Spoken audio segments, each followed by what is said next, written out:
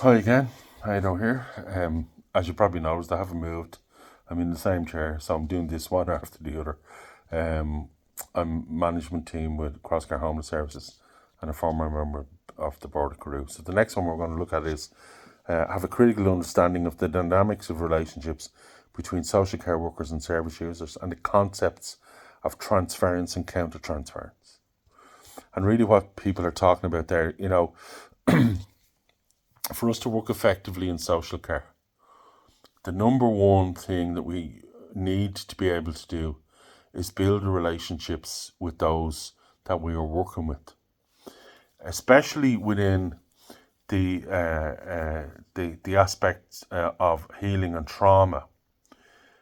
Trauma is not healed by any one thing other than honest, congruent, truthful, loving, caring, and accepting relationships. People who live with complex trauma respond to complex relationships. The concept love, complex care, complex support. Within all relationships that we have, there are moments when our emotional and trauma-driven responses transfer. And when they talk about transference, what they're really talking about is that the client can transfer their emotional feelings onto normally the counsellor, but in this case the key worker, or you, the social care worker. So because you're kind and supportive and caring, they can leave the client with feelings of being cared for, being supported, and in a way being loved. But because of that they may be living with adverse childhood experiences, etc., they can then see that and feel that as a deep emotional connection to you, and therefore can start to fall in love with you. That's a transference of emotions.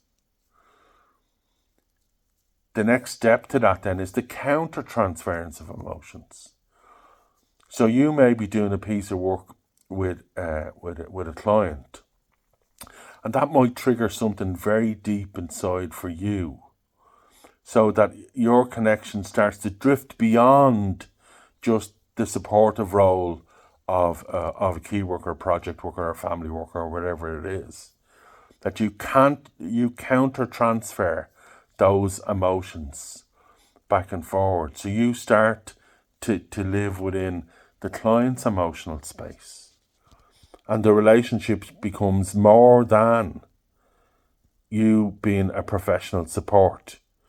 You're now responding to them based on their emotional needs, which is triggering an emotional need within you.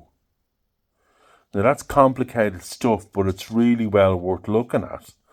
If you're sitting in front of a client and something has come up in the client's past life that reflects something in your past life or in your family's past life, that may create a triggering response in you whereby you either think you have a solution for that individual or you have a knowledge base that'll help them more.